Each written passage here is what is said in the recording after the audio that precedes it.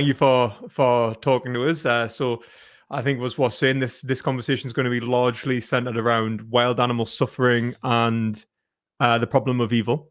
The existence of God. I know that you're obviously an atheist creator, and you've talked to Michael Humer. You've done some interesting videos on wild animal suffering, and you're also a vegetarian, and I'm a vegan. So there is like you say you're an aspiring vegan, so I'm assuming you do care about animals, and so that this is obviously going to be largely about whether animals, the existence of animal suffering and its coherence with an omnibenevolent God. And so let's just sort of jump straight into that. So what is it about, like, obviously, like, to kind of, we'll probably have to unpack a lot of stuff, but what is it about wild animal suffering that you find like irksome or troublesome with the existence of an omnibenevolent creator? Yeah, well, I mean, first of all, thank you for having me. It's good to be here and talking about this subject, and I'm glad that I don't have to convince your viewers that animals matter, morally speaking. Like their suffering is something that can't be dismissed or treated as irrelevant. But yeah, I mean, something that I say often is that the kind, degree, and distribution of animal suffering is, I think, pretty unambiguously evidenced against theism. So when I say the kind of animal suffering, I'm talking, for instance, about teleological evil, where you have natural systems, that cause suffering in virtue of their natural purpose or design plan. Like, it's not a perversion of nature. It's not like an unfortunate byproduct. It's like predators' physical and psychological attributes are like aimed at causing suffering, and they're not moral agents, So, yeah. So, I mean, that kind of thing I think is surprising. Like, if there weren't any teleological evil, that would help the case for theism. And then with so that would be an example of the kind of suffering I see that seems problematic, or at least if it didn't exist, that would help, theism. There's also just the sheer degree of suffering. Like, there's a great quote from Richard Dawkins in River Out of Eden, where he says, like, the total amount of suffering in the natural world per year is just beyond all decent contemplation. You consider like the parasitism and the predation and just, the fear and suffering and disease and so on.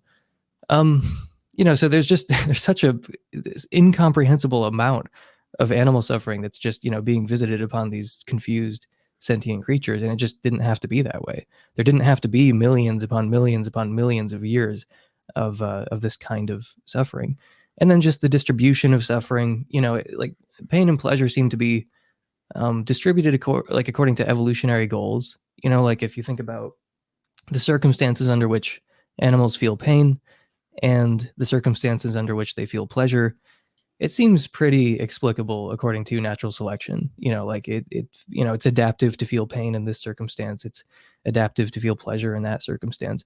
But the thing is, like, natural selection is totally amoral. So like once you say that, the pain and pleasure in the natural world in the animal kingdom seems distributed along what you'd predict according to evolutionary biology, well, that is just to say that there's no moral distribution to the pain and pleasure in the animal kingdom. So I mean, obviously, if there were a morally intelligible distribution of pain and pleasure, like if pain was distributed according to who would learn the most from it, or who deserves it or something, but that's not it. It's pretty clearly explicable through evolutionary theory. And you change any of these things and it helps the case for theism. So I mean, just to briefly allude to some probability theory, like if some fact about our world is evidence for a hypothesis, then it follows that the negation of that is evidence against that hypothesis. So if E is evidence for H, then not E is evidence against H. So I think pretty obviously all these things I've mentioned, like if they didn't obtain, that would help the case for theism. And the reason I mention that is because, it just follows that the fact that they do obtain is evidence against theism. So I feel like the question of whether the kind, degree, and distribution of animal suffering is evidence against theism, it seems like kind of a trivial question, because just following from that probability theorem, like if E is evidence for H, then it follows that not E is evidence against H. It just seems pretty obvious that, like, if we observed something different in the world, theists would cite that as evidence for theism, and they would be right to do so. So the fact that we fail to observe kind of the converse of these facts about our world I've been alluding to, that actually is evidence against theism. Yeah, I mean that was actually really interesting. I think it's funny because I think we agree largely on like the state of nature, like for example, the distribution of pain and pleasure as being sort of evolutionarily dispersed. Um, a sort of teleological account of that in relation to Darwinian sort of natural selection. Although I guess I wouldn't boil it down to Darwin, and I certainly don't think that Darwin. I don't know whether he would agree that it's teleological, or in the same respect, but I would certainly argue it is. I think that the point you made about the evidence, that I will say the only thing I think I massively disagree on, like obviously there's the point of whether this necessarily goes against the existence of a Christian God in the first place, but in the sense that the evidence of but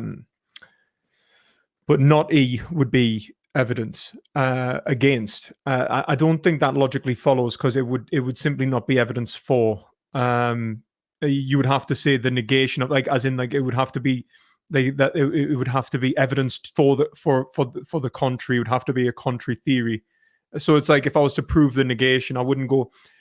So for example, like the I don't know, let's say evidence of I don't know, the presence of fire would be haven't been, like, let's say fossilized ash or something. Let's say if I'm talking about prehistoric man, like I'm like fossilized. I don't know if that would even make sense. Let's say the evidence of something like fiber in a diet or something. It'd be like, fossilized, like, fibrous tissues in that feces. And then let's say I don't find that wouldn't be evidence that fiber wasn't in their diet. It simply wouldn't be evidence that fiber was in their diet. If that makes sense. So the absence of evidence wouldn't necessarily lead to us to affirm the contrary. Well, I think the key there is that the strength of the evidence is not symmetrical. So E can be evidence for H, and it does just follow. It's like it does follow that not E is evidence against H, but the strength of that evidence doesn't have to be equal and opposite. So it's not like E is like, X strength of evidence for this hypothesis, and then like not E is equally strong, against it. Okay, sorry, my audio cut out there, so I missed the start of that. So could you just repeat that? I was trying to say, like, I'm sorry, my audio cut out, but but sorry. No, it's so like if E is evidence for H, then not E is evidence against H. That doesn't entail that the strength of the evidence is sort of equal and opposite. So it's not like, okay, E would be evidence for H to, like, X degree, and that means that not E is evidence against H also to X degree. That's not what I'm saying. So it's not like right. Our failure to observe something would be equally strong evidence as it would be. So there are, all kinds of examples of that where, something would be evidence for theism, but its absence is not like crazy evidence against theism. Right. I mean, I'm not even sure if it is evidence against as much as it's a lack of evidence for, which may entail like a lower probability. Like you might be okay, like it shows that this is less probable because the like, for example, you'd say that we would expect to find evidence for this, but I don't know if it would entail it being the contrary. Although I don't know if that makes that much of a difference. I'm just sort of I guess I don't know whether that would be the way to look at it anyway. But I guess the thing is, it makes no real difference anyway, because I'm going to say that I think that what you've described anyway isn't necessarily teleological evil. So, and I'm thinking that's probably where you'd be saying, like, you should expect some sort of teleological good, and so the absence of that teleological good is an indication of the problem.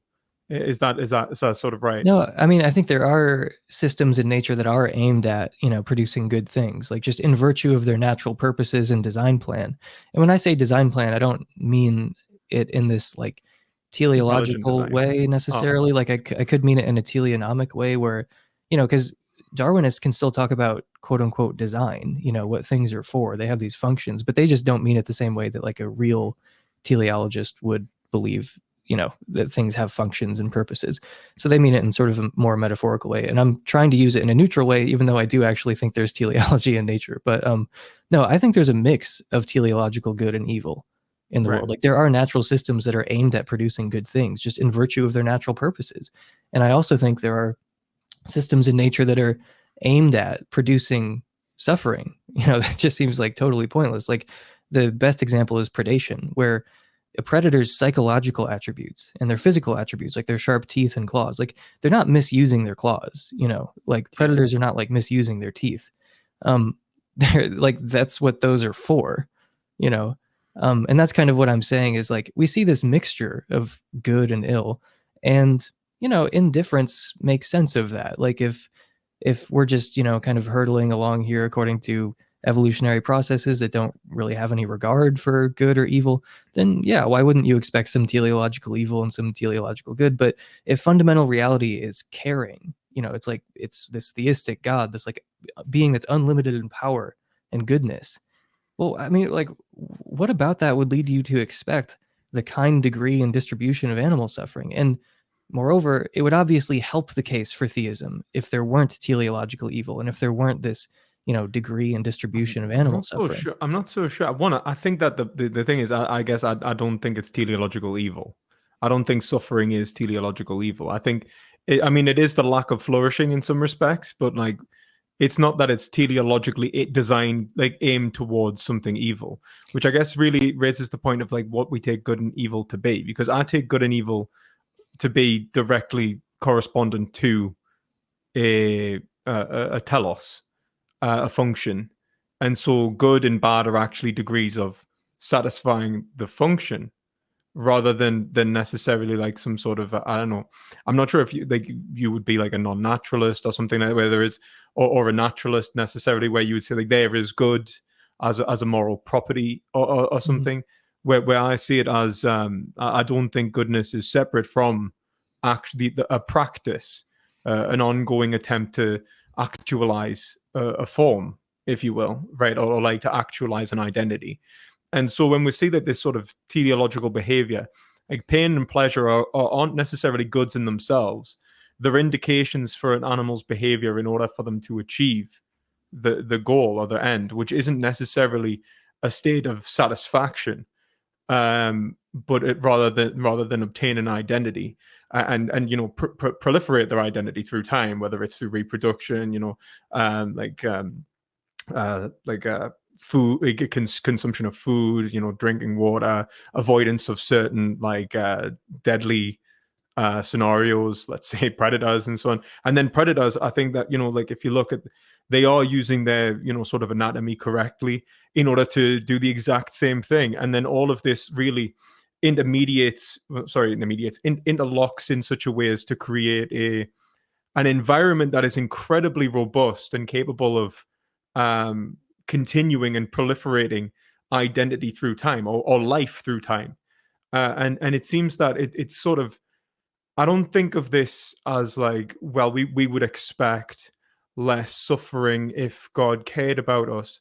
If the goal was the elimination of suffering, if the absolute elimination of suffering, yes, I would expect that. I would also expect them to not create sensitive creatures at all, because that just seems like you've just created the very thing you're looking to avoid. But what I expect really is, if this is about the actualization of a perfectly stable logical identity, and that that identity is to be something which wills itself, right? Essentially, in what God is willing Himself through all of eternity, in a kind of Thomistic view, then I think nature is exactly what I would expect it to be. It's robust. It can get, you can smack an asteroid into it, kill 99% of life on Earth, and it still bounces back. It's incredible. And even with the way in which it seems to evolve, it doesn't seem like, I think we used to think that it was this process in which it was actually really difficult for life to evolve, and we're very special and blah, but in fact, it doesn't seem, I mean, don't be wrong, Earth still holds this like sort of relevance today, and the only place we know life actually exists. but we've found amino acids that are, being space bound and stuff. So we can see that the mechanisms which produce life, sort of teleologically, are present throughout the universe, and not just here. And it's not some sort of like we're the only hope. And I think that that's really what it comes down to. I guess, like, I don't see it one as teleological evil, because it is the fulfillment of natural purpose. In the animals are all attempting to fulfill a natural purpose, and in doing so, they are self-actualizing themselves to better or worse degrees. And I think that a lot of the time, these natural mechanisms, in reference to the teleology of nature itself, and Thomas Aquinas talks about this in terms of the sort of satisfaction was to bring glory to God, right? Essentially, like to sort of fulfill a divine mandate, which is, I think, this proliferation of identity. I think that it does an incredibly good job at that, which is why we see like mechanisms like natural selection, where it is like life is evolving in complexity to become better and better and more well suited to its environment, to be better and better at proliferating its identity, to pass on its DNA and survive and adapt in more harsh and more rigorous or like volatile environments and so on. So I don't know. So I'm hesitant to say we would expect a different distribution of pain and pleasure as the reason for this being teleologically evil, when in fact I think the distribution of pain and pleasure is exactly what I would expect from an environment, from a creation that's seeking to express a telos that isn't just the satisfaction of a given being or specific beings, but rather the proliferation of an identity, if that makes sense. Right. Well, there are a few different arguments that I was alluding to earlier. And yeah, the distribution of suffering is one argument.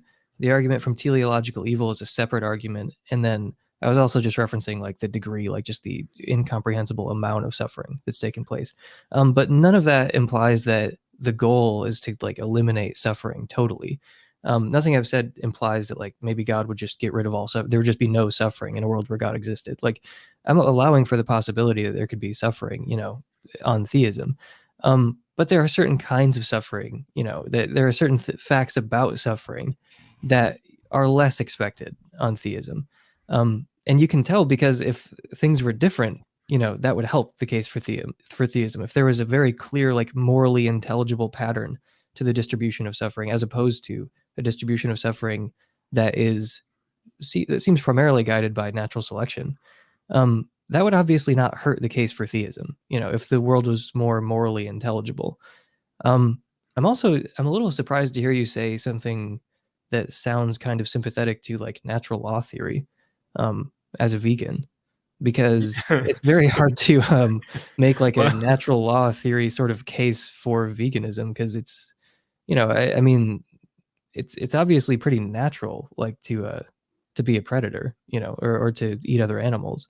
And what I'm saying, I mean, let me put it this way: like God could have created creatures such that we were all herbivores naturally, or scavengers, or we absorb energy without having to, eat other animals. Like, that could have been a world that God could have actualized, and I'm saying that would actually help the case for theism. If there was a world with no predation, that would be better. That would be a better world. Like the thing is that I guess I would probably, I don't want to say I disagree or agree on that, because I don't really know what a better world would look like. It's kind of, I think I just want to sort of really point out that we don't really know what would have been better or worse. Like when we talk about whether this is the greatest of all possible worlds, right? Like, because that's really it, isn't it? Whether this is the greatest of all possible worlds. It's not. Yeah, well, I don't know. I like to think that God would actualize the greatest of all possible worlds, and that this is a meaningful existence.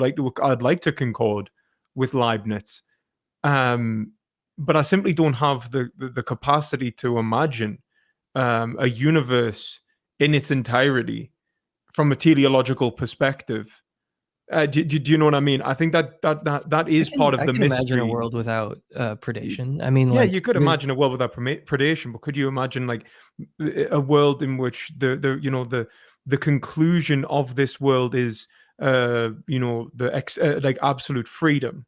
Because this is where I think like maybe we don't agree. Where I don't think suffering is evil. I don't think that it is evil. That's not what I think. Unfreedom is evil. I think unreason is evil, and I think that it's that's the difference. I think when we look towards something like pleasure and pain, I think they are kind of goods and bads, but they are only good and bad in relation to sort of the achievement or success of a goal in the first place, an evolutionary goal which seems to be inherent within all physical organisms, but that they map or supervene onto that.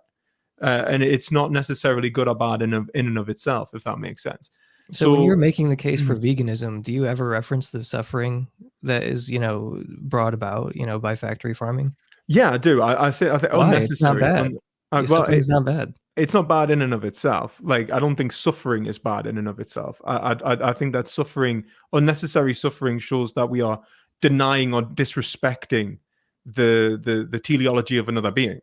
Like so, for example, if you look at like in Thomas Aquinas as well, it is our goal to like so. For example, we have the flourishing of man. The flourishing of the individual finds itself in the flourishing of man. Right. We seek to proliferate the universal good.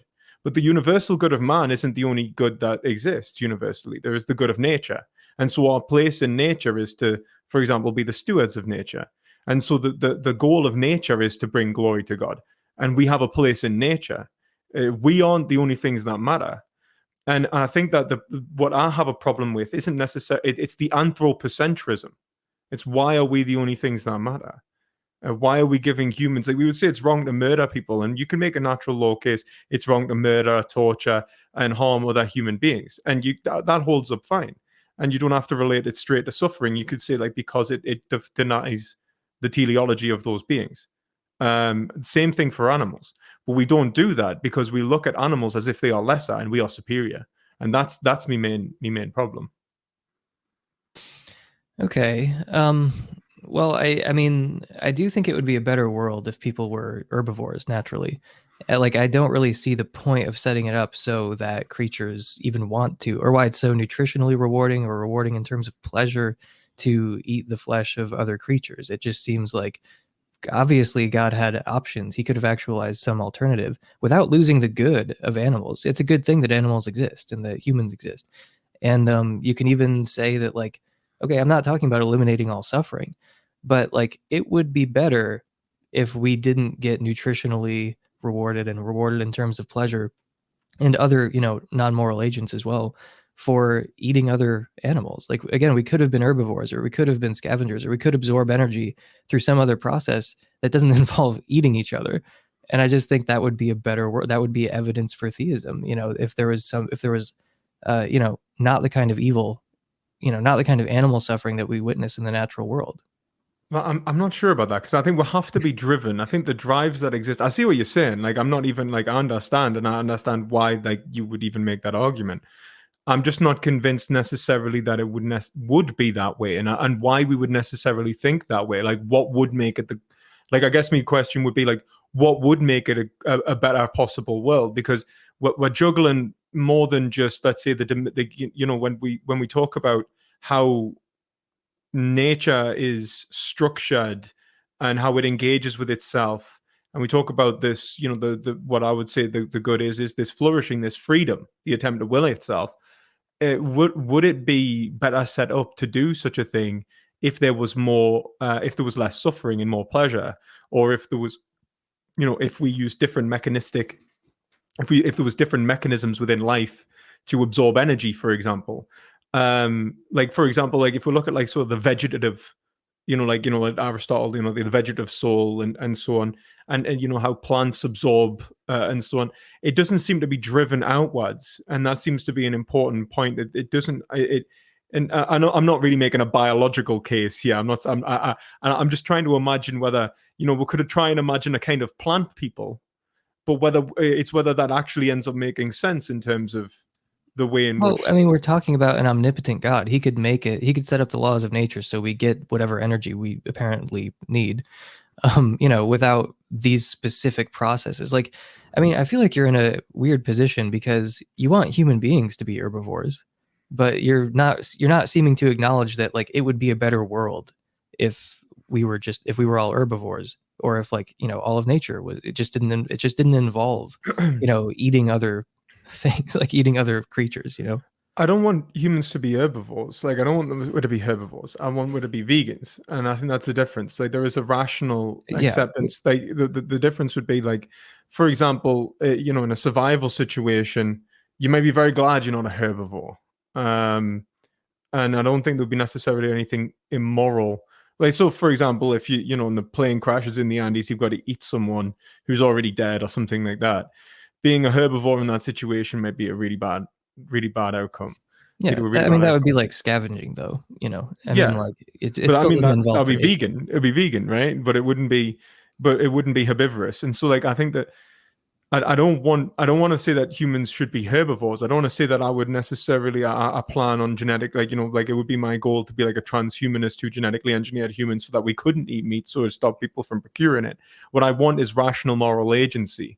I want people to accept the responsibility towards nature and see that yes, you can eat meat, but you should not. And that's not. And in many ways, I think that the way in which nature interacts with itself it's an important way for, like, I would say that, like, this recognition in nature in relation to pain and pleasure, this recognition of pain and pleasure is the means in which we come to recognize nature as part of ourselves. Like, that we recognize other beings as part of ourselves. We see vulnerability, then we realize that it is valuable, and we perceive the value in others. And it allows us to perceive the value in ourselves and express freedom in new and different ways. That's what I'm really interested in. I'm not really interested in, let's say, just eliminating um suffering abstractly. And I think that the problem is that when you start talking about what if nature was like X, Y, or Z in relation to the proliferation of something like freedom and self-actualization, I mean, what reason do we have to believe that a world with less suffering would be better, would be a more free world? I mean, I could very easily imagine that, like, kind of like Nozick's experience machine, where we become essentially enslaved to pleasures. We're unmotivated. We're not actually moved towards self-actualization in a meaningful way. Instead, we break from reality and we break from self-actualization and indulge in whatever sort of God-given grace that would then lead us away from our own freedom, a kind of paradise, but a one which is unfree. So, like, I don't think that this is like I see what you're saying, and I can see why you would think that this goes against theological conceptions of wild, like how wild animal suffering could go against the idea of an omnibenevolent God. But what I'm really saying is that God loves us enough not to just give us pleasure or to diminish pain, but to give us the correct environment so that we gain the opportunity to to proliferate our identities, to become free. I'm not sure what that has to do with, like, hundreds of millions of years of animals, languishing and, predating on each other and, being killed by parasites or forest fires or something. Like, I don't see how that's connected at all. But I mean, like, why not? I mean, look at it like this. Like I would go so far as to say, like, I would agree with Hegel's sort of idea of the philosophy of nature, and that this is all sort of identity relations, like logical identity relations. And it seems to me that the way that the natural world is set up is a constant attempt to gain a more stable identity. And so, like, when you see things like forest fires, like even something like people often point towards things like volcanoes as like such abstract evil, right? Like a bunch of animals get caught in a volcanic eruption, but if it wasn't for the existence of plate tectonics, obviously animals wouldn't exist at all. There would be nothing. This world would be barren like Mars. So it's kind of like we often point towards the Do you sort think? of Wait, do you think that's a problem for an omnipotent God? yeah. I don't think He's that limited God by can. tectonic plates. Like he I couldn't have think brought about life if it weren't for. I think he could have. There has I to be think volcanoes because God couldn't have brought about life. yeah. I don't think that like God like I think there are logic. I think when we talk about a sequence of events in relation to sort of mechanistic laws, which would be established at the beginning of creation. So let's say like things like gravitational constants, things like that.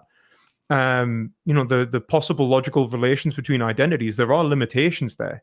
Like you might be omnipotent, but there are logical relations between identities that necessarily need to be maintained. Yeah, sure, but Um, that doesn't bear on volcanic Nomological laws, eruptions. if you will.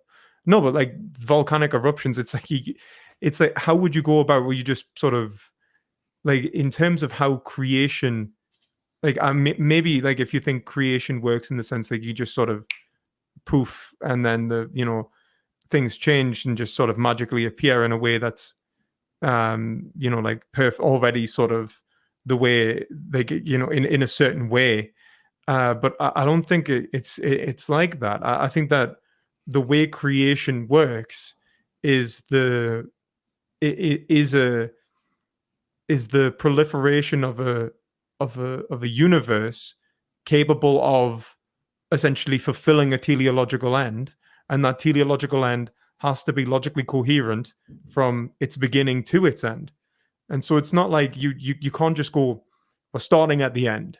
I don't think that would necessarily work, because you haven't really laid like the sort of logical relations that would mean that you would have, let's say, the possibility of like animals or humans actually having flourishing, of having goods. It's sort of like it's the establishment of these goods in creation. And I think that necessitates our sort of nomological structure. It's like I don't know what, let's say, like good would look like in a different universe. Do you know what I mean? Or what goodness it would look like in a different universe in which it was logically structured radically differently. I wouldn't even know how to deal with that, because the way in which I see it is in relation to the functions which we already sort of naturally see, right? Like the sort of proliferations of identities. And I think when we talk about like what are the alternative ways to construct a universe, I don't know. Like, could we have the same universe without plate tectonics, volcanic eruptions, and like the physical laws work the same as to allow for the same sort of identity relations, which may be necessary for the sort of fulfillment of that teleological goal? I don't really have the answer for that more than anything. Do you know what I mean? It would go beyond my capacity. I think that David Hume had a passage in part 11 of the dialogues that's came to mind when you're talking about like, well, could we really change this one part, of nature and sort of keep these other good things? Like maybe this is all kind of interconnected in a way where you can't have this good stuff without, these prior things, and like it just kind of comes as one causal web. I don't have the quote in front of me, but it's something about an architect who builds this terrible mansion that's like it's just confusing and loud, and like he talks about the extremes of heat and cold, and it's just an awful structure. And he's like, the architect would in vain display his subtlety to you, showing like, well, if I change this, then like greater ills will ensue. And he's like, what he's saying might strictly speaking be true, but like his ignorance of a plan, of a better plan overall, or your own ignorance even of a plan overall, is never going to convince you of the impossibility that if the architect had greater skill and knowledge and ability, that he could have built a better mansion. Like even if he says like, well, look, if I change this one thing, it'll change all this other stuff. That might even be true. But if he was really a good architect, he could build a better structure overall, even if you're not even aware of how that would be done. It's like, if you were really a good architect, you could have built something better than this, better than hundreds of millions of years of animals ripping each other to shreds, better than, parasitism and carnivory. Like, I mean, we also have. I mean, it's equally worth saying that there is also hundreds of millions of years of animals flourishing and living, like that's free an lives. interesting question. I mean, I have no idea. Like, I remember asking people this, like, do you think there's been regardless of your opinion about like pleasure and pain and like, the ontological status of these things or whatever, just like as an empirical question, do you think there's been more pleasure or pain, among sentient creatures in the whole history of life on Earth? Like, is it about equal? Is it way more pain than pleasure, way more pleasure than pain? I truly have no idea. Yeah. Yeah. I think it's interesting to say, like, it's obviously it would be very difficult to quantify. Utilitarians cry your eyes out, but but I think in terms of the success of nature, which is what I would be most concerned with, like the success of life, it seems to me to be very heavily on the side of that. Actually, this functioning is very well received. It actually does it's spread throughout this entire planet. Life spread throughout this entire planet. It will, if we try and blow it up, it will still continue. Identities will proliferate. Reason will essentially replicate itself, and it will attempt to self-actualize in a greater and more complex way. And so, like this, like I would be very hard to imagine a mechanism which would create an ever-increasing complexity of self-actualization to produce a more and more stable identity than what naturally occurs. And that's what I think really teleology is about. And this is the whole thing. Like when we look at someone like Aristotle, who really sort of kicked the ball, like sort of got the ball rolling with teleology, it is about this attempt to actualize your final cause, which is the most causative state of being. It's like the most fundamentally perfect way in which you could be. And it seems that would mean a mechanism through time, if that would constantly improve upon itself, adapt to its environment, and essentially relate to itself in such a way as to become better and better. And I think that's what we see. In terms of like whether we agree that whether more or less suffering was required, I mean, I don't know whether you could have had this sort of mechanism with more or less suffering. I guess that's what I was saying. And in relation to the architect, I mean, I don't see like when I look towards nature, I don't see a broken house. I don't see a messed up scenario. I see something awe-inspiring, something beautiful, magnificent. Even I'm like, this is okay. There is suffering there. There's parts of the house I'd rather not wander into in the dark. Do you know what I mean? But and in many ways, the Greeks, they depicted their gods as natural entities that are just malevolent. Do you know what I mean? So you can imagine there is a kind of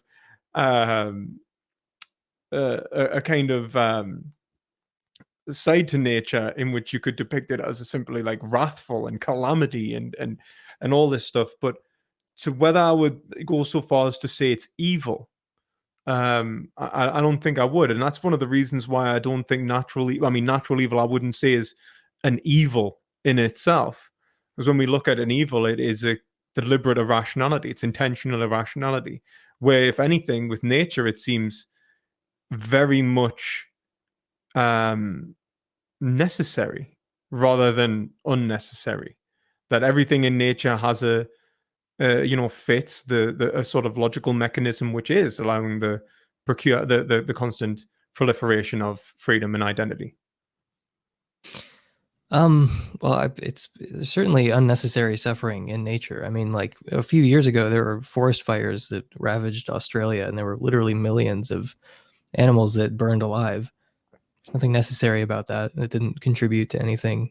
I mean, literally millions of creatures just, I mean, it's so obviously pointless. The world would obviously be better if that hadn't happened. I mean, you say that, but like, look at it like this: like, we could say the same thing about, let's say, the one major natural disaster was there was a bunch of microorganisms that started producing oxygen at the beginning. I don't think that's the same thing as a koala bear burning to death. Well, I don't know, because it poisoned like the majority of life on Earth and killed it. I mean, nature is very awe-inspiring and beautiful in many ways, but there's also, like I said, teleological evil, like in the form of the North American short-tailed shrew, which paralyzes its prey, keeps it alive, and grazes on it while it's still living for days. I think it'd be better if that kind of thing didn't happen. I mean, You know, I would certainly say like there is a point in which we could even say like, even if let's say we were to say like, you know, perhaps there is a better way in which we could envision nature. I'm not saying that like you know, one, I think that we would have to say in relation to a sort of moral agreement, and I think the problem is that we can't just look at it, and this is me point. I'm not saying that we couldn't do anything in relation to nature and that we don't have responsibility, right? For one, because I think the exact opposite of that.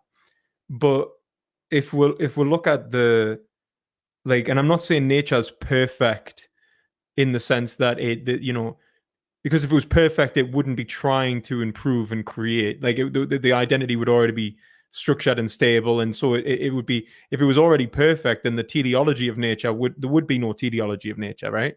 Like it wouldn't be teleological. It would already be it would already be perfectly self-actualized. It wouldn't be changing. It would be it would be well, like God, I right? mean, let me clarify something about teleological evil, because all I mean by teleological evil is just that there's some kind of purpose or function in nature, and it seems like the end is to produce suffering. Like that's all I mean by it. So, you know, like yeah, I Yeah, gave the example of predation, but I just feel like there's something that we're not connecting on when I it comes think to it's teleological probably evil. metaethics. I think it's probably metaethics. If I'm honest, I think that we're coming from a different metaethical framework, like in what you think of as good and what I think of as good, and evil in that. I think that's probably maybe it. And before, and I get what you think is teleological evil. I understand that. Um, what I was saying in relation to sort of teleology in general, there is that teleology is around um producing a certain end that is sort of formally necessary, right? It's kind of like it's a final cause, if you will. Like it's the end cause. It's the goal in which an identity is actually itself. If you look at sort of Aristotle and the sort of basis of teleology, that's what really it is. It's a self actualization. It's a and so like if it was perfect, if nature was in a state of perfection, it would be unmoved. You know, like that's why they would say like God is teleologically perfect. He's perfectly Well, actualized. you know, I'm not suggesting it should be perfect or there should be no suffering. I'm just pointing to, you know, so like a river, someone can drown in a river, but that doesn't mean that the river is evil or something, or it has like a malevolent function. It's like, no, the river is not evil, doesn't have a malevolent function. But, you know, fangs and venom, like those are like those have functions that are like intended to be malevolent. So if we were kind of reverse engineering things and we're looking at like a designed system in nature that appears to be designed for harming other things, what would we say about that designer? I mean, we wouldn't think, oh, I know, perfectly good. Like, no, that would be a crazy inference to make from seeing teleological evil, like seeing fangs and venom and predation, you know, physical and psychological attributes that are like well suited for causing suffering.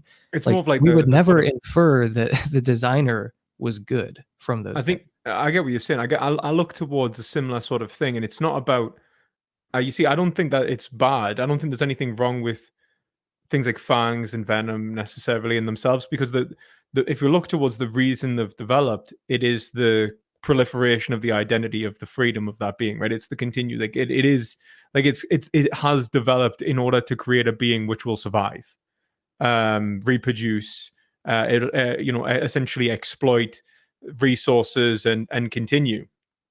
um I think the issue is that it runs directly contrary to another being who is doing the exact same thing. You know, the rabbit doesn't really benefit from fangs and venom, right? Like from the snake's fangs and venom.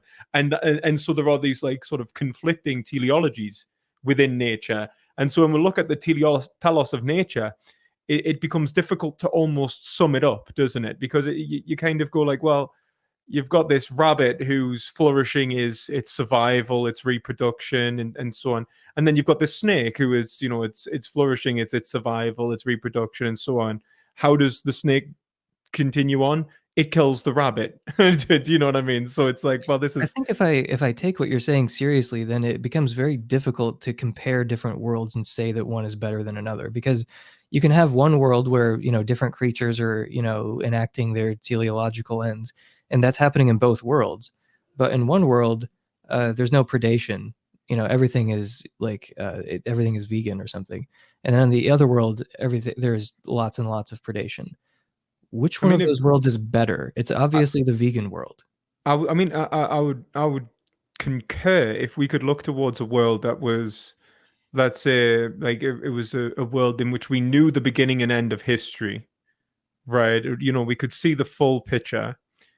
um, we could see that this isn't going to lead to sort of worse outcomes, that there will be greater flourishing, that identities will, freedom will self-actualize in more complex and, various ways in the exact I same think you way. can still have freedom even if everyone is vegan. You can still I mean, self-actualize. I think freedom for humans is directly to be a vegan, right? Like, but I mean, like in terms of, but when we talk about what I'm talking about is the sort of sustenance of identity, the continuation of an identity, the developing complexity of identity as to such to sort of being drawn towards the sort of perfection of God, right? Of an infinitely complex identity which knows itself as itself for all of eternity, right? If we're talking about like essentially something like that, would a world that was free of predation be capable of that?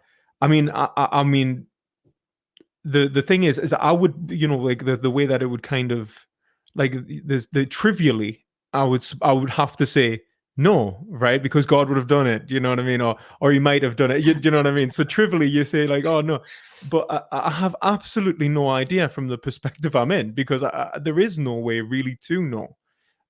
Because what's being asked of you is, if you were God, and you make a better world.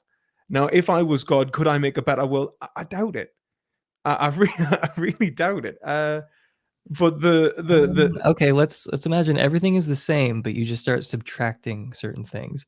Like there's a fawn that burns to death in the forest. No one sees it. No one knows about it. You just subtract that. Is that world better? I'm I don't know. It depends, like Yes, it's of better. how It's a better world. you say that, but you don't. It's kind of like, when we talk about like chaos theory, and a butterfly flaps its wings and a hurricane hits the coast of Australia, and you may be like, oh well, wouldn't it be better if there were just not a butterfly there?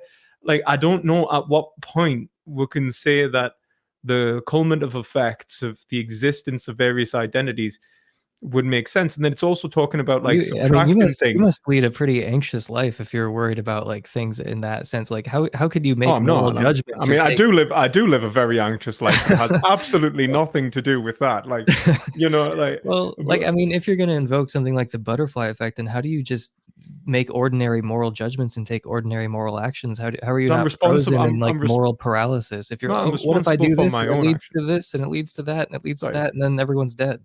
Sorry, I didn't mean to interrupt. I guess I don't see it like that. Obviously, there is macro. Like, I'm really not saying that in terms of macro versus sort of micro level effects. That there isn't, obviously, like there's a big difference between, I don't know, getting in your car one day and driving down the street at a reasonable speed, and speeding down the street drunk. You're in a car in both scenarios, but the sort of macro change there is going to make a hell of a difference, right? Like, they're Well, not maybe the it's sort good of, to drive drunk because you'll cause an accident that'll lead to something, that'll lead to something, that'll lead to the best possible outcome. yeah, So how but can you really say it's bad? I don't think that's exactly what is being meant here. Like, what I'm trying to really express is to say, like, if we're looking at the sort of state of nature, I don't think that we should look at, like, say, God intervening in a supernatural way. Because I think that doesn't make sense. I don't think miracles are supernatural. I think they're perfectly natural, and I think it is, when we talk about like sort of teleology, it is nature as it should be. So what we're talking about is God producing nature as such to be, so that the fawn wasn't in the woods ready to burn to death, that kind of thing. Mhm. And so what we're talking about is how, what would actually have to be done for that to be the case. Well, I mean, Like, it's you not could like you create a can't just, different causal web for one, but there are so many Christians yeah. who say God, reminded me where my car keys were. Well, then why doesn't he just, tell the fawn, just give it an instinct to turn left instead of right, and then it doesn't burn to death? If God can tell you where your car keys are, or open up a parking space for you, then surely he can prevent, like animals burning to death in a forest fire. I think that some Christians are somewhat exaggerative when they talk about No, divided. some of them do mean that. I know them. No, Some of them I'm are in not my saying that. family. I'm not saying they don't. I'm saying like I question as to whether, I'm not saying that God couldn't tell them where their car keys are, but I'm not sure whether we need give that divine sort of it was the will of God to find my car keys. God give you reason and memory, and so on, but whether whether he necessarily gave you that specific moment of Yeah. inspiration It's is, certainly a strange place for God to intervene of all the places he could yeah, the intervene. Holocaust, no, but you getting No, your of car course. keys, yeah, yeah, yeah. Like, yeah, I guess like there's points in, like, obviously I'm very much for the fact that God doesn't intervene for freedom as well. Like, I don't think that God just intervenes in the world in such to sort of rid it of sort of evils because of the need for freedom. I do think that that's required. And I even think that evils, the overcoming of evils, can be required for freedom, like certain evils. The sort of Freedom is drive. good. I think freedom is a good thing, but I think you can have freedom without the kind degree and distribution of animal suffering in our world. Like you could create a different causal web, and if God is in the habit of intervening sometimes, then he could intervene in some Yeah, ways that would really help. yeah. I mean, I guess I guess I do not know. I mean, there are the impact of certain suffering in the world, the sort of the chain in which it sort of occurs, in the way that it relates to the proliferation of freedom. I'm not sure if I could say that, like, from like God could just create a different causal web and it'd be as good as this. I mean, trivially, obviously, I have to say he wouldn't, or he'd have done that. Do you know what I mean? But again, it's not. I'm not saying that. I guess what I'm saying is that we cannot know. It's not simply that I cannot know. I don't believe you can know either. I think that this requires a level of abstraction about a sort of universal mode of causation in which we can see the actualization of an entirely better universe. I think that just goes beyond what we're capable of as moral agents, at least at this point in time. I mean, I think that all I'm really asking people to do is to rely on like those cognitive and moral faculties that we rely on in every other circumstance.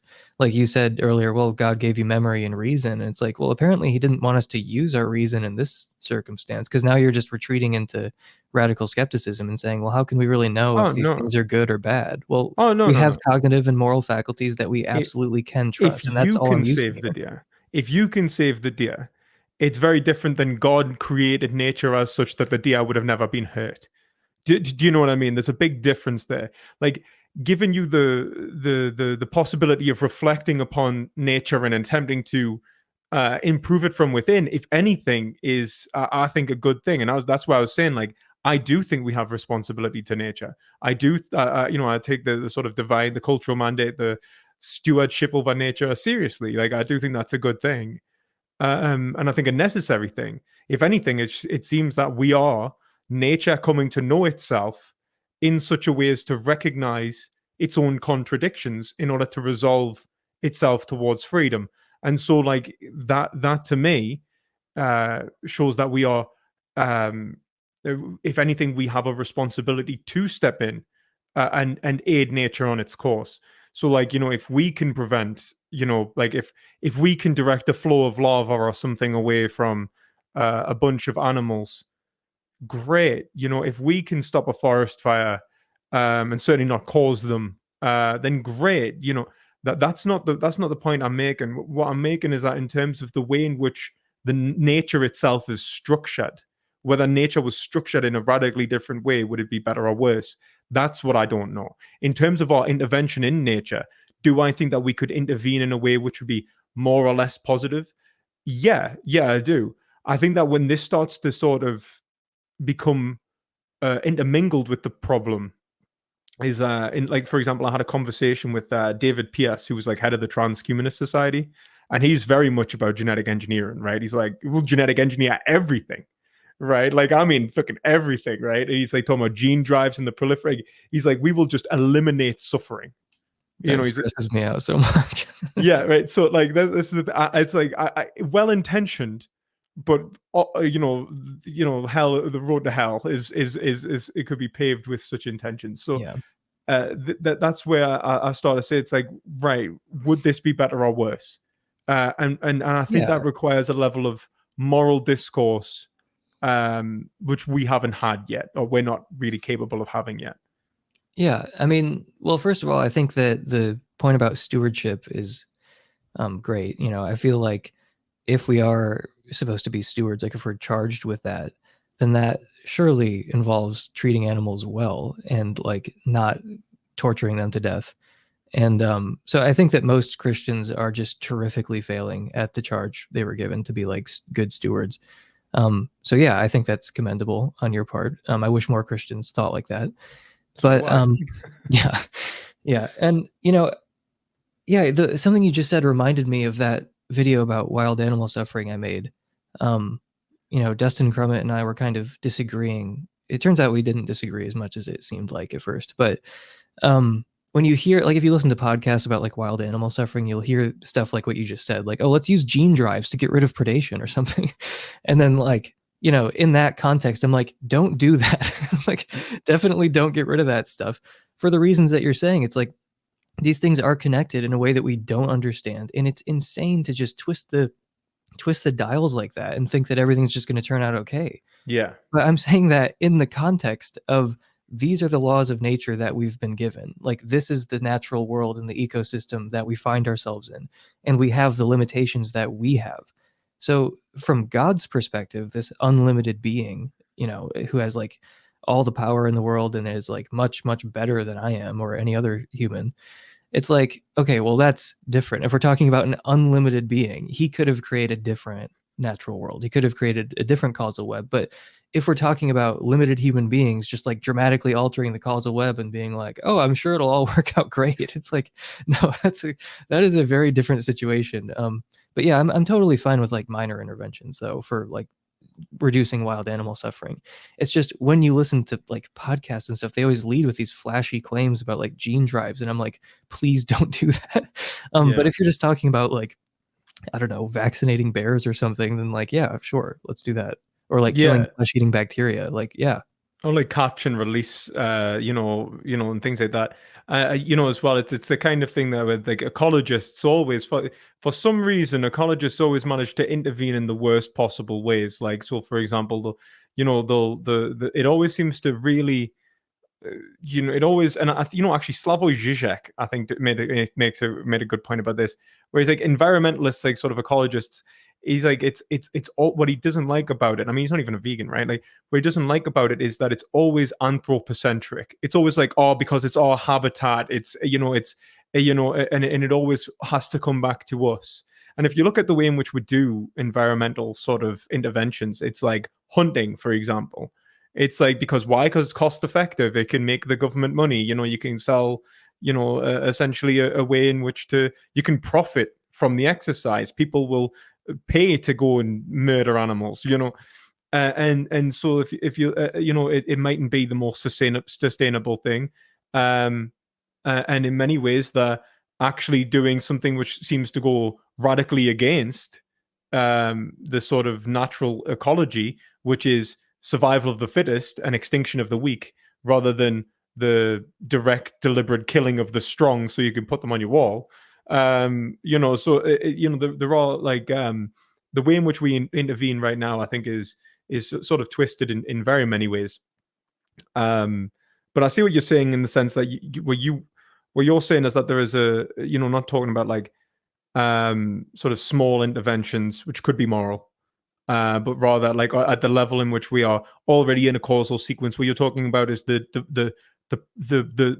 creation of the sequence itself, and in which case you'd have to be able to to essentially imagine a greater model or a superior model of cause and effect, logical cause and effect, from the point of absolute particularity towards absolute universality in a way which is sort of logically interlaced to produce a coherent identity.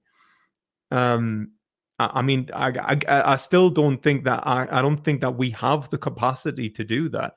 I think for the very reason that, like, don't get me wrong, I can see that we are more limited than the divine, like, but it is in those limitations where it's what I'm being asked to question is like, it's kind of like I feel like I'm a kid who's been shown like a sort of maths equation, and I'm like, well, why did you write it like that? That just seems like the long way of going about it, right? Like, you know what I mean? And it's like, I have no idea what's even being written. Like, do you know what I mean? Like, I might, like, it's not to say that you're wrong, because I don't think we could know if you're wrong. Do you know what I mean? And I think that this is the point of faith, where this is where faith in God is the faith that not only will we reach this level of freedom, but that this was all meaningful. Yeah.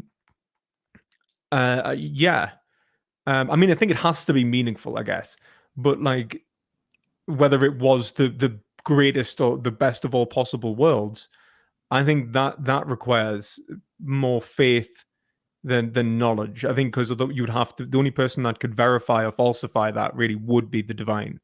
You'd have to have omniscience. So yeah, I guess that in relation of what we've been speaking about, I guess that the only way that we can kind of resolve this is to talk about whether it is trivially true that this is the greatest of all possible worlds, so whether God is necessary, and also maybe even just touch on what you think is good and bad in the first place. So just sort of meta-ethically, like, what do you think of as good and bad, and why?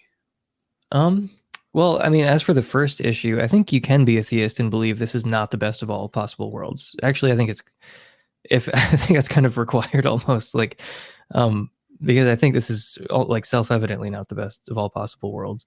And if theism requires you to believe that this is the best of all possible worlds, then that's really bad news for theism. But I think theists have argued pretty convincingly that you don't have to believe this is the best of all possible worlds. Maybe because there is no best of all possible worlds, or maybe because God could have morally sufficient reasons for not creating the best of all possible worlds. Anyway, so even if I were a theist, I don't think I'd believe this is the best of all possible worlds. I find that a bit confusing, how you could have a morally sufficient reason to create something which wouldn't necessarily entail it just being better. Did you know what I mean? Like, yeah, this is, yeah. And I also think that, like, that we would be sort of locked into saying it's the best of all possible worlds, not because of, and like, you could say that the best of all possible worlds allows for freedom, which, like, for example, you could have said that, like, in a world in which we had acted better, it could have been better.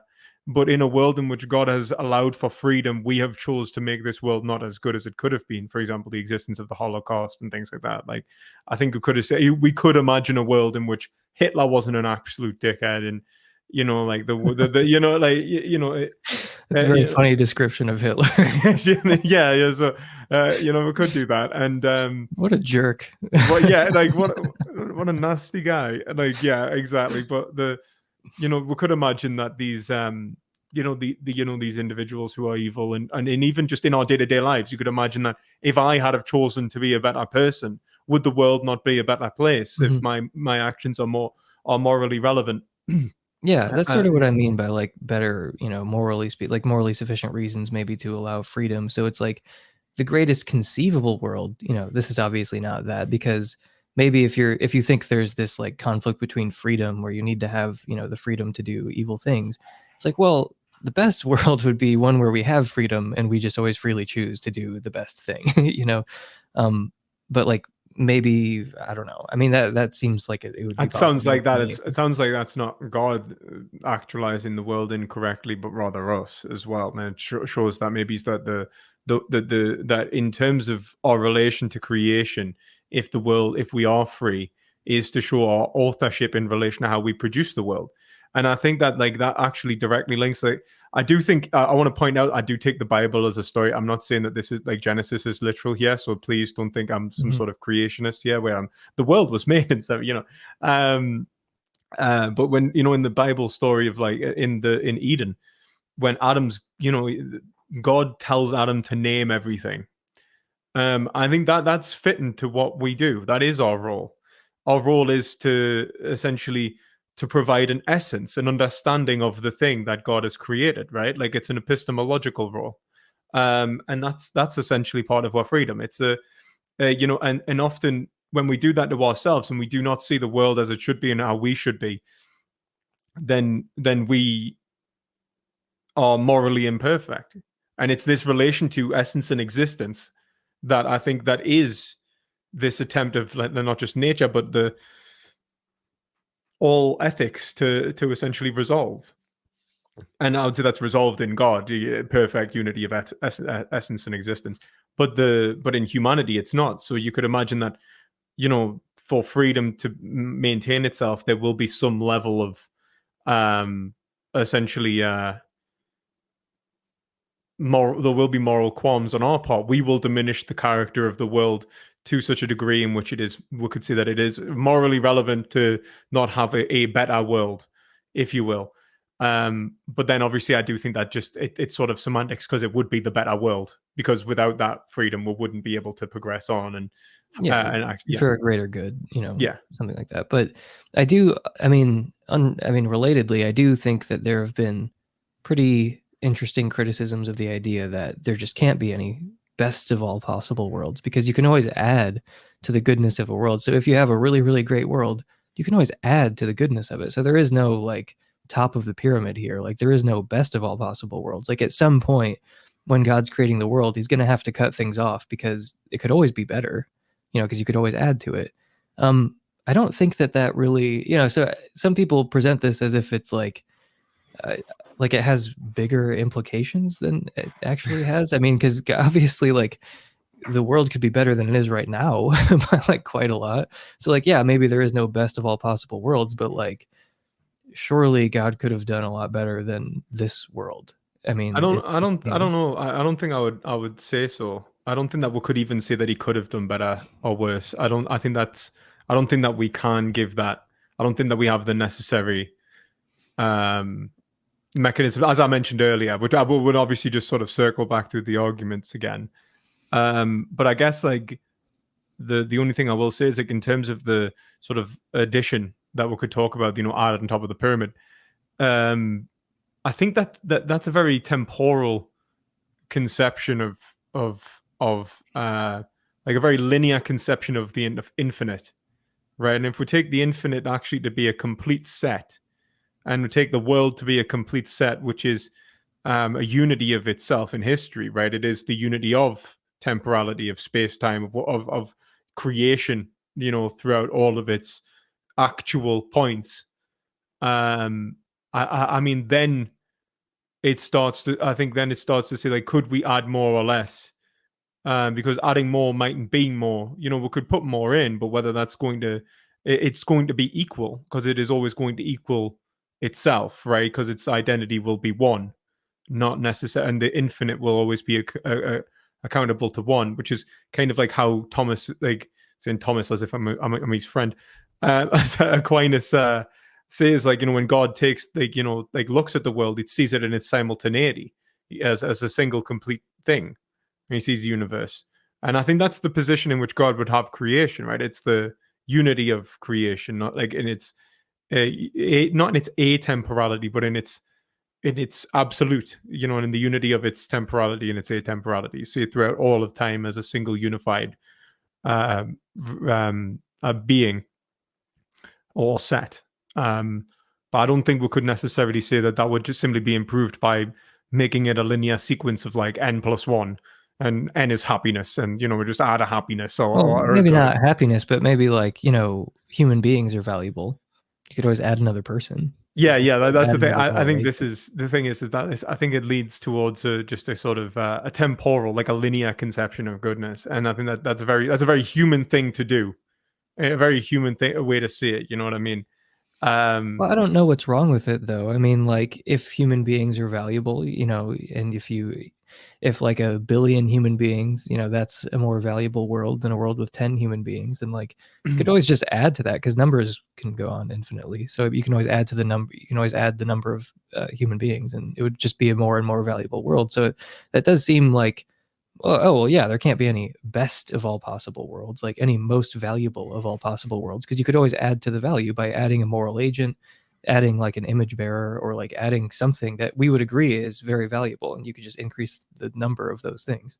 I wouldn't agree to say that like humans are valuable just simply in a numeric sense, like because I think like it's quality and quantity, right? And I think that they are essentially the like when we're talking about this, we're talking about the same sort of thing, and what we're talking about is the expression of humanity, and the expression of how humanity relates to identity itself, and whether this world better brings glory to God, whether it actualizes the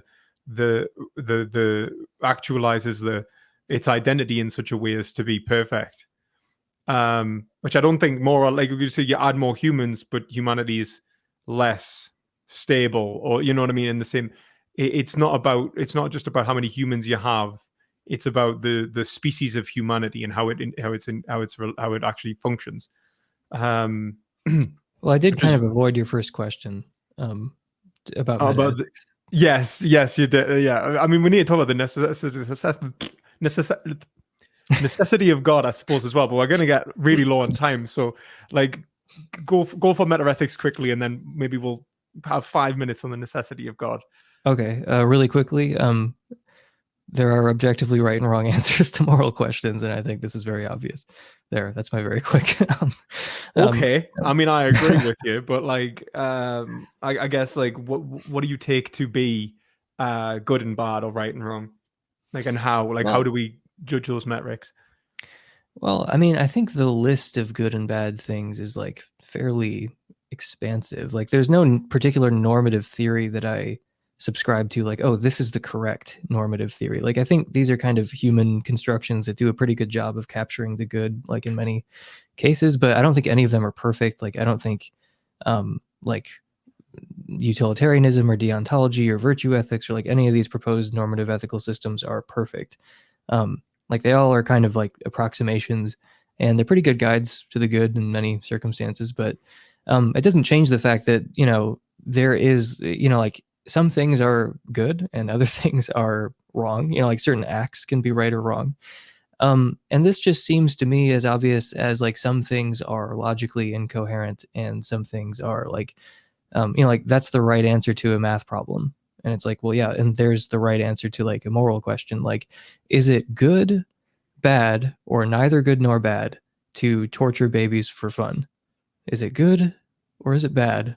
Or is it neither good nor bad? Like, that seems like as obvious of a question as you could be asked. And it's like when it comes to, oh, but what's the ontology of that? Like, what's the metaphysics of that? It's like, well, that's almost less important to me than just getting the right answer to the question. It's like if I say 2 and 2 equal 4, and you say, but what, you know, are you a Platonist? Are you a nominalist? Like, what are the metaphysics of math? It's like, well, I don't know exactly. Like, I have an opinion about that, but we don't have to worry about whether 2 and 2 equal 4. Like, they definitely 2 and 2 definitely equals 4, and it's definitely wrong to torture a baby for fun. And I would like, I agree. think I have a convincing metaphysical account of that called moral non-naturalism. That's like pretty well subscribed, you know, among, you know, different philosophers, including atheists. I But thought you would be a moral non-naturalist with the way you yeah, were talking. Like I guess that kind of intuitionism. It's yeah. like it's almost as if my hands are before my face, isn't it? You know what I Hmm. mean? Like, yeah. I mean, I guess like obviously I do not subscribe to that, but I agree in many ways that I do think that because I mean I'm a moral naturalist. I'm actually a moral naturalist. So, but Hmm. I think that the the some things it does seem like very, I think, intuitive, intuitively wrong, and I think that I think more or less so to a developed mind, as in like you know when you've had education, whether you come from a more advanced civilization, you know, if we look back in human history, perhaps in the Stone Age, I could imagine like some of these moral issues would conceptually beyond you know the moral actor, um And I think that that's so obvious now because of the development of ethics within and our ethical intuitions are the result of that, of within our institutions, right? But then the problem is that it seems to be you end up with this sort of tautological account where it's like, it's good because it is good, and I can see it. Do you know what I mean? Where it's esoteric rather than apodeictic. You don't get this point of going like clearly it is good, and what happens when you have peoples whose moral intuitions differ on this, even if it's someone in the same society, but they subscribe to a different with a different way of thinking, and their moral intuitions vary even ever so slightly. It does lead us to question of like, well, what is it that we are perceiving, and how do we mediate between these actors? Because obviously we can all agree on sort of most moral qualms where it's like torturing babies is wrong. That's not really a problem, and I'd like to hope that, and I would say that we should be able to educate those who argue otherwise. But there comes a point of how, and then two, of what is a right, and like not just in that scenario, but what happens when we hit a genuine moral dilemma, in a more advanced or a more sophisticated, there's say tragedy, where it seems that both actions are right or wrong to varying degrees. Do you know what I mean? Like, do I steal in order to save to feed my starving children or something like that? It seems that we would all agree that you probably should, maybe, but then at what point does it become okay to steal, and what point doesn't it? And where do we draw the line in which we take legal action and we do not take legal action against people? These are the kind of questions that I think that you're going to need a kind of ontology to deal with. And I'm just wondering how we identify this non-natural sort of property. So there are a few different things there. First, you called it tautological in some way. I wouldn't call it tautological. I'll just call it basic or foundational. Like if I'm a foundationalist epistemically, and I think that certain moral truths are foundational. And yeah, I think that we know them through rational intuition, which is how we know lots of things. Intuition is totally indispensable, and people who say that it doesn't matter have no idea what they're talking about. But yeah, I mean, some of this does come back to like my epistemic views. Like I am a foundationalist, and I'm also a phenomenal conservative. So I think that someone is justified in taking something as it seems to them until someone gives them a defeater for that. So like if someone asks you, you don't have to justify like basic mathematical truths. Someone has to give you a reason to doubt them. It's okay. It's rational actually to accept basic mathematical truths just because they seem right to you, and no one gives you any good reason for doubting them. So I am a foundationalist. I don't think it's tautological. And I think that with, there are lots of things that we know about through intuition. So I'm not like changing rules here or something. Like in general, I am a foundationalist, and in general, I'm a phenomenal conservative. You also bring up moral disagreement. And there are a few different ways, there are a few different reasons people might bring up disagreement. I'm not sure what the purpose was in your case, but like you can clarify if I'm getting it wrong. But some people bring it up like as an argument against moral realism. Like if people disagree about moral questions, then that's somehow supposed to be evidence against moral realism. But people disagree about historical questions. That doesn't mean there's no fact of the matter. Like people disagree about who shot JFK. That doesn't mean nobody shot JFK. There was no JFK. No one was shot because people disagree about, who shot him. So just disagreement doesn't mean that the subject matter isn't real. That's a weird inference to make. But then there's like a more practical issue that you brought up, which to me seems more in the realm of like applied ethics, or maybe normative ethics. So I think there is sort of this like these like three layers of moral philosophy. The first one is meta ethics, like are there objectively right and wrong answers to moral questions? There are a lot of meta ethical questions, but the most popular meta ethical question is whether whether morality is objective or it's subjective or whatever. And then there's the realm of normative ethics. That's, utilitarianism and deontology and virtue ethics and natural law theory and honor culture and so on. These kind of systems. And then, we have applied ethical questions like, veganism or drag queen story hour or something. It's like you have, and it seems like when you're talking about, stealing the bread to save your family, that's like an applied ethical question. And I think everyone can talk about that. Like you could be a moral nihilist, and talk about, should I steal the, bread to feed the family? Like, I mean, most of the moral nihilists I know are like fictionalists. They think morality is like some kind of fiction that we play along with, which I think is totally crazy. But I mean, it enables them to, play along with these applied ethical debates, So, the applied ethics, it's interesting, but I just feel like it's pretty far removed from the meta ethical questions, which are quite abstract.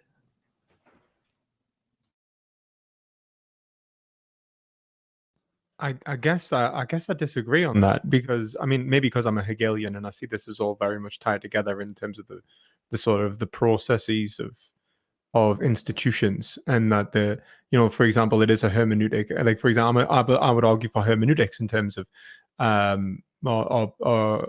methodology towards truth, in which we have this universalized position which is then applied, and it's in a constant state of reevaluation.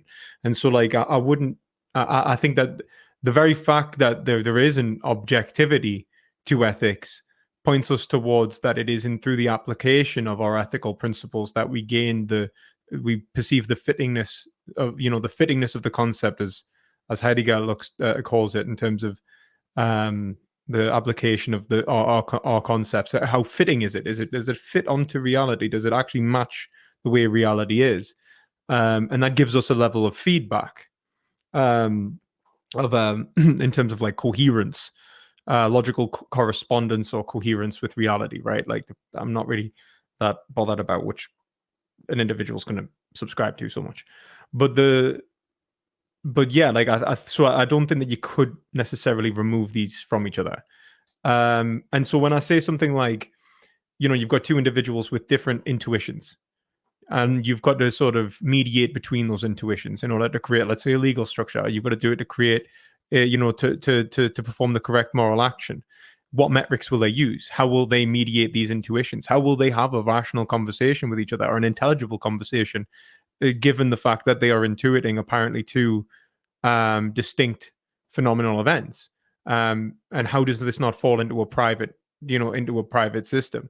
I guess the way I would see it is that the structures that we use, the categories are universals, and that those universals exist in a language in between agents, and that's what allows us to structure our minds. And so our intuitions are shared amongst moral agents. It's not just one intuition is different from another, because the way our intuitions are actually formed is through categories, like the categories of the understanding, if to sort of rip off Kant a bit. And I guess what I'm interested in is whether our categories particularly are correct, or is one thing, and then whether our categories universally are correct is another. So whether our moral culture is in a state of ignorance, or whether we are all in a state of moral ignorance, and and I think we can look towards cultures that have fallen into that, into states of moral ignorance, and then we can see the same thing about individual actors, whether they're in a state of moral ignorance, and how we can say that one person is ignorant or whether one person is actually the future, right? Because I'm a vegan, right? So I'd say that the majority of the population are actually morally ignorant to the value of animals, which is why they are continually proliferating their exploitation and harm, right? Like you're buying into an industry which is causing the suffering and death of billions. And I think that is absurd. I think that is absolutely awful. And I will give arguments for that. And I'll do that in relation to the natures of the animals in question, their experiences, and the basis of moral value. And it always ends up somehow ending up back to metaethics as well. And why should I even care about others? And why should we care about animals and so on? Where people don't even see that animals could possibly be valuable moral patients sometimes.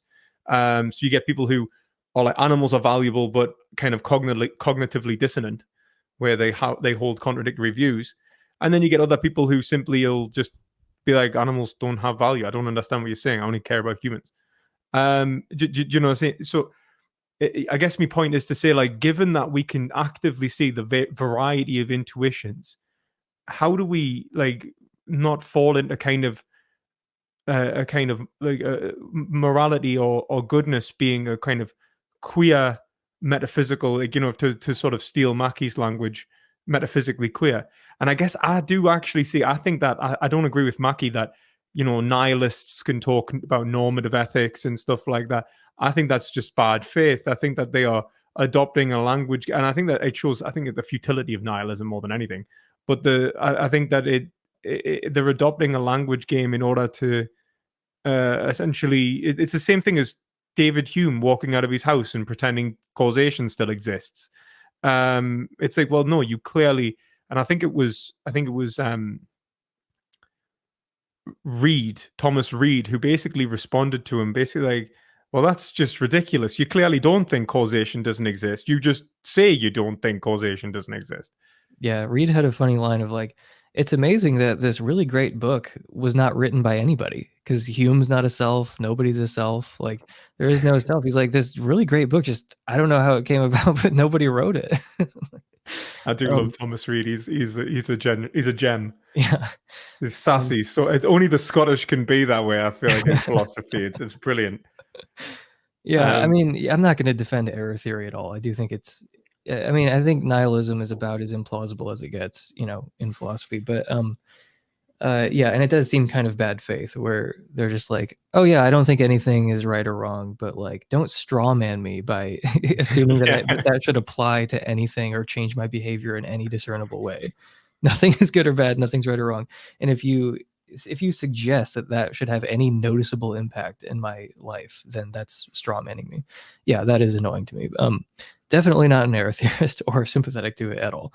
But I do, so the more on the moral disagreement point, it's like, I think that the amount of moral disagreement is like pretty overblown. Because a lot of our so-called moral disagreement comes down to disagreement about descriptive facts, and we just don't, we don't all share the same information.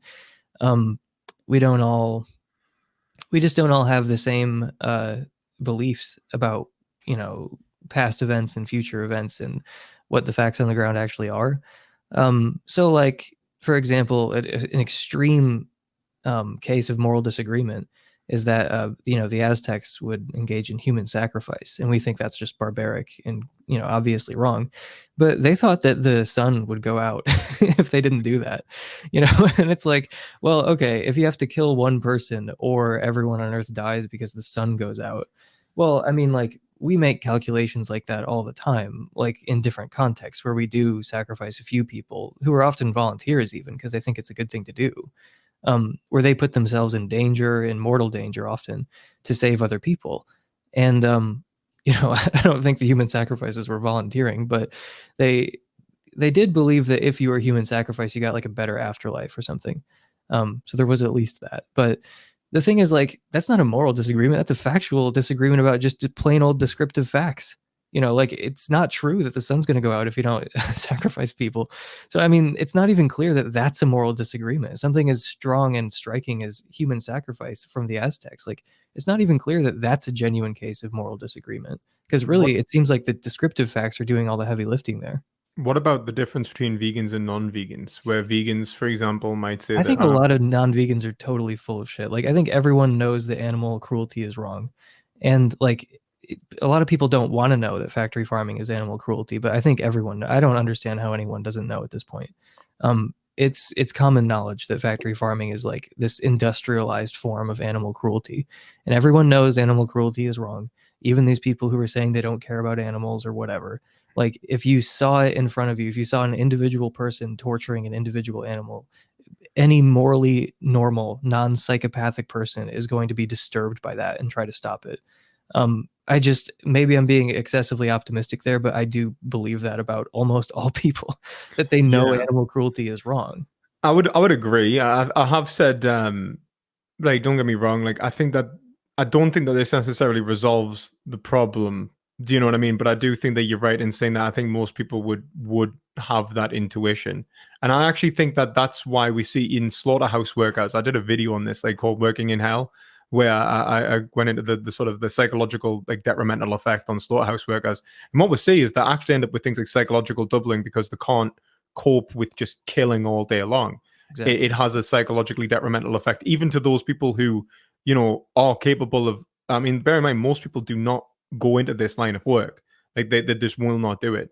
And so the people who end up in this line of work are usually desperate, to be fair. But many of them, like, they become like very cold and hardened to it. They have to basically develop a new persona, but it leads to things like alcoholism, drug abuse, like like symptoms as bad as like feelings of disintegration, insomnia. Like it's like incredibly psychologically detrimental to an individual. Like where we're seeing what's called, it's like Pitt's disorder, perpetration induced traumatic stress, where it rivals being like a war criminal.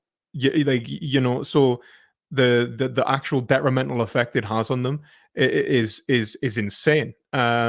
Yeah, and any analogy about like, oh well, surgery is kind of gross. It's like, is this happening to surgeons? No. Yeah, no, Like exactly, like exactly.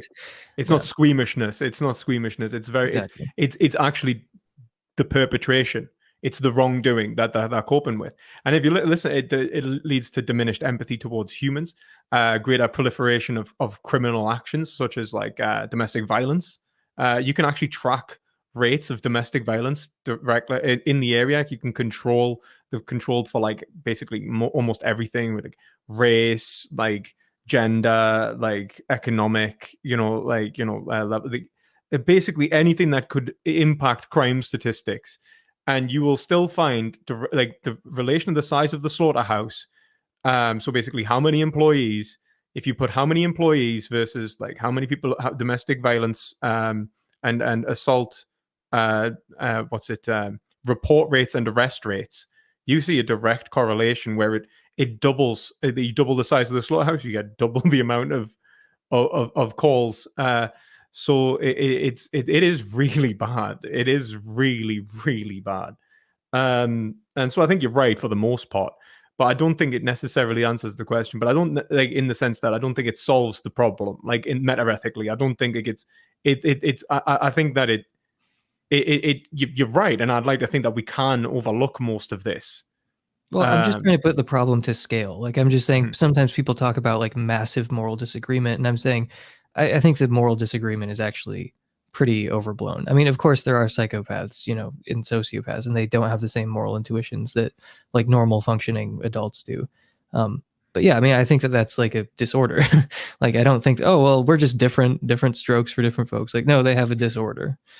What about people who simply refuse to go vegan though? Then would you just say that like they simply will not?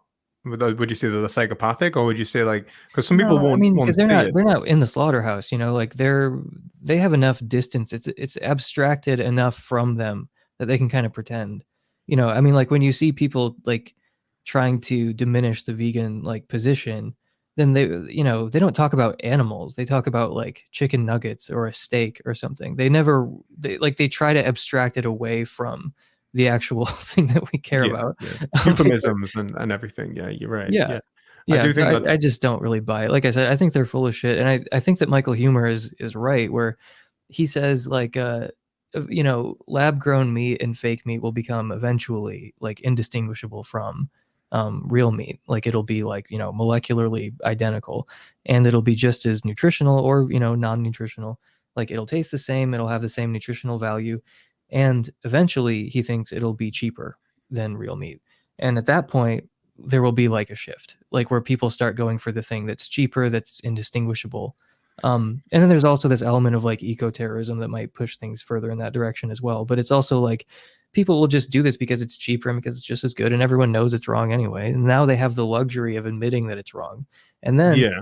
I think that's that's the sad. generation that's, according to Humor, that's the generation that will say, what I the would hell was never have wrong with our been big. parents? Yeah, yeah. Yeah, how did our I would have parents not never done see? that. I Yeah. never ever would have done it. What was wrong with our parents? Like that they did. How could they not see how wrong it was? Morally lucky, yeah, 100%, yeah. Yeah, yeah, Unfortunately, yeah, I think that moral luck plays a huge role in, like, science were way out of way many problems. yeah. Out of almost all the problems. It is sort of sad in that respect, and I guess like you're probably gonna have to go in a minute. But how do you feel about the argument, just quickly, that like in terms of the necessity of God?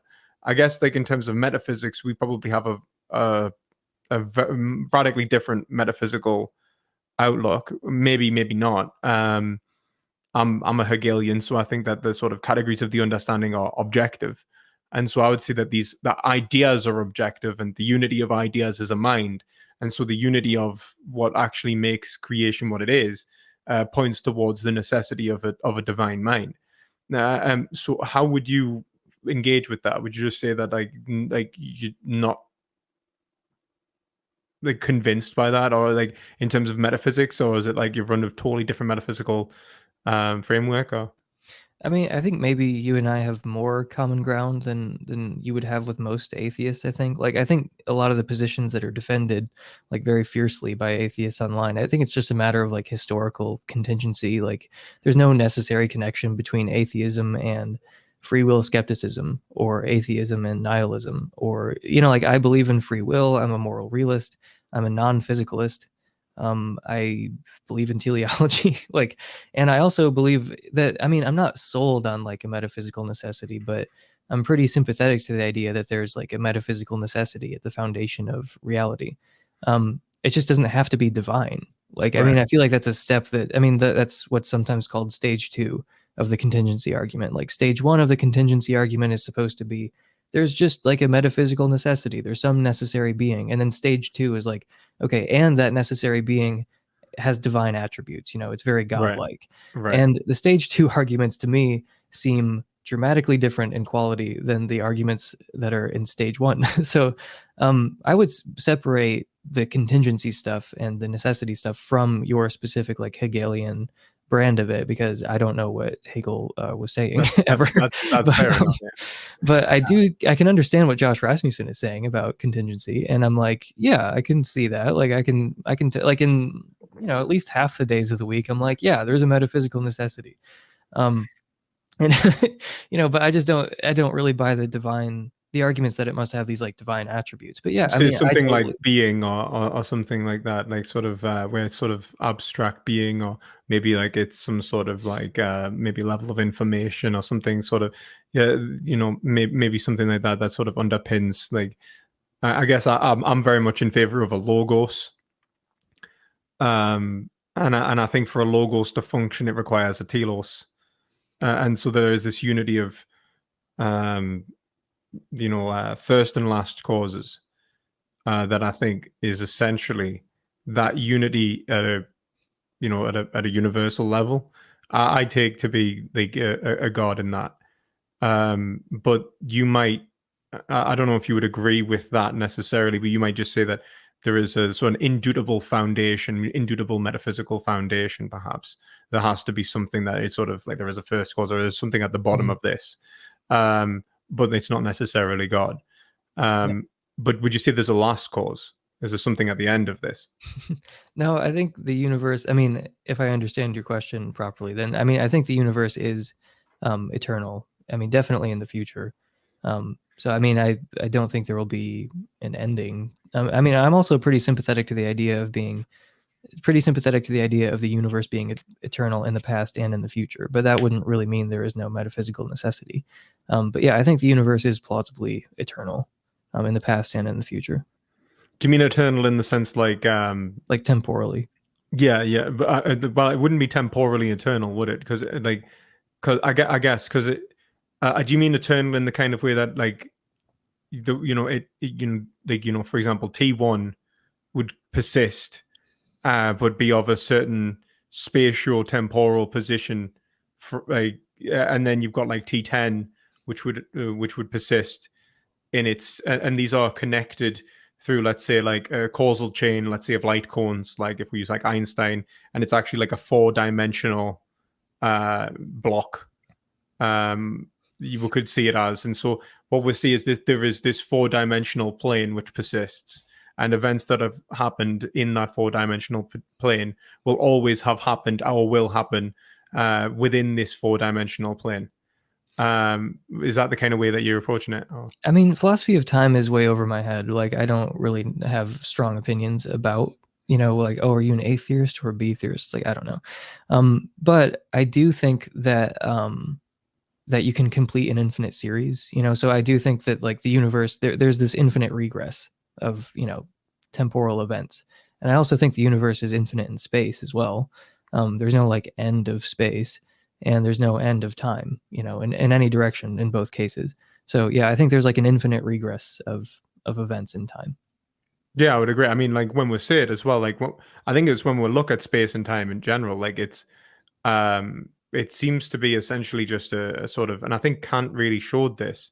It's not that space has to be like, it's not like we have to, if we zoomed out, there would necessarily be no limit to space.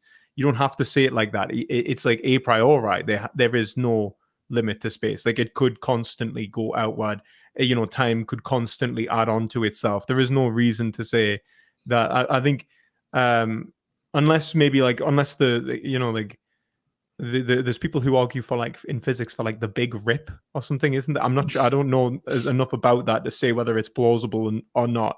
But that might be like a kind of a sort of refutation of that, if that's possible. Although I doubt we'll ever see it. So, but yeah, I see what you're saying. Yeah, I guess well, I would be the weather. same, but It's kind of like the weather in Michigan where I'm at, where they say if you don't like the weather, then just wait. And it's like, because it just changes so frequently. And it's like, if you don't like what physicists are saying, then just wait, because it'll be different next week. Physics is wild at the minute. I love science at the minute. It's actually, there's a lot of amazing stuff going on in the world of science, like in terms of news more than actual changes. Something comes up as a problem, and then 2 weeks later, you find actually the standard model still works. For fuck's sake, it's never going to change. And you're just sort of waiting forever for this. Like, when are we going to be like cruising through the stars? But like I think that there is. I will say, like, I think that there's. I guess the last sort of thing before we'll call it then, like just before the sort of, like when we look at this sort of eternality of time and space and so on, it's more of like when we say that there's an end. I take that really to be a unity, and I think that's really being sort of proposed by like Aristotle, Aquinas, and so on. When we say the end, it's the same thing when for example Hegel, he points out syllogistically, he talks about an infinite middle term connecting two extremes. So if you had like an infinite temporal series, you could have, let's say, like you could still build a thing where it's a complete whole, as you say, a complete sequence, and the unity of that sequence would be its end. And that's where that's what I would say would be the when we talk about, especially in terms of teleology, it's not a point in which you necessarily reach as much as the rational unity of the thing of time itself, that I think that I'm meaning in that. Do you think there's that in terms of I mean, I'd have to think more about it. I mean, I hesitate to answer just because I can't really concretely imagine like all the details and features of what you're describing right now. So yeah, I would just remain agnostic until I would refrain from having any judgment until I had a better grip on what you're describing. Yeah, that's fair enough. But yeah, it's been really interesting. It's been really great. I really appreciate the conversation. If anyone wants to check out Emerson's channel as well, do you want to shout yourself out where you find you? Oh yeah, I have a YouTube channel called Emerson Green, and I started uploading podcast episodes to that, like, kind of later on. At first, I just had a couple podcasts, on iTunes and Spotify. One is called Counter Apologetics, just talk about philosophy of religion. And I've got another one called Walden Pod, where I talk about like most other stuff, usually philosophy of mind. But yeah, I'm into like panpsychism and dualism and Mysterianism and those kinds of things. But also just other like, interests that are not strictly into philosophy of religion. So I've got those two podcasts, and then most of them end up on YouTube on the Emerson Green channel. So yeah, and they can follow me on Twitter at Walden Pod. But yeah, thank you for having me. I had a good time. Yeah, thanks again. Yeah, and they will be linked in the description below. So do go subscribe, go and show your support for fellow philosophical content creators, because my God, do we need it. and it's been great, man. I hope to talk again in the future. Yeah, absolutely. Anytime. Yeah, I should have you on at some point. We can talk about veganism or something. That'd be really great. That'd be really great. And yeah, like I'm sure we could probably like go through a lot in terms of even the God side of things more because obviously we've only sort of touched on it like in relation to a very specific question on that. Hmm. There's especially the metaphysics in terms of like the necessity of God. I think there's a lot there, and I mean philosophy is a very big subject. I'm sure there's many things that we could talk about as well. So Yeah. Or our next debate could just be the motion Schopenhauer was right about Hegel. don't even say that. They break my heart. Like, no, Schopenhauer just makes us want to cry. I don't know how anyone can read him and not just want to just like, why do I even like? What's the point of reading him other than to just be sad? Like We that's could, we that's could have a debate about it because I mean, not his pessimism, but I mean, like, I like his metaphysics. his But yeah, metaphysics is interesting. He's passive, but then just read. I guess you can't just read Nietzsche to get his metaphysics. But I guess like Nietzsche is the non-pessimistic version of that sort of metaphysical commitment, right? Like where he's like this yeah, guy. yeah. Some people think so. Yeah. Do you not No, do you not agree? Do you think that no, I Nietzsche's it's just Nietzsche. It's like he's plausibly anti-metaphysics, but then it's like if you read him in like if you like read his body of work, he does seem to have like a metaphysical worldview. I actually posted a lecture by Galen Strawson called Nietzsche's Metaphysics on my personal channel, where he goes through what he thinks Nietzsche's metaphysics. And yeah, it is basically like a version of Schopenhauer's worldview. Like it was obviously heavily influenced by Schopenhauer, Yeah, but yeah, definitely. I do think that I wouldn't say he's anti-metaphysical, but I do think like, and I think that Carefree Wandering mentioned this in response to Jordan Peterson, who sees him as a very individualist, and he's like, I see him as like a pre-postmodernist. I think he said, mhm. and I think he's somewhere in between. It's almost as if like his individualism has committed himself to the point in which he's like, we are constructing reality around around our wills, and this is like this sort of will, like the will to power is literally the will to. It's almost like we are all like these Iranian gods. We just don't know it yet. We're just so ignorant to our true and essential power. But yeah, but I think it's been really fun, man. Yeah, there's obviously a lot more we could talk about. And I am actually going to be late. So Yeah. Oh no, I'm really sorry. Just go run. I'm really sorry. Do pass me apologies on as well, and just tell them it was definitely my fault, and I'm really sorry. And I do this every day. cool. But yeah, thank you very much, man, and I'll catch you next time.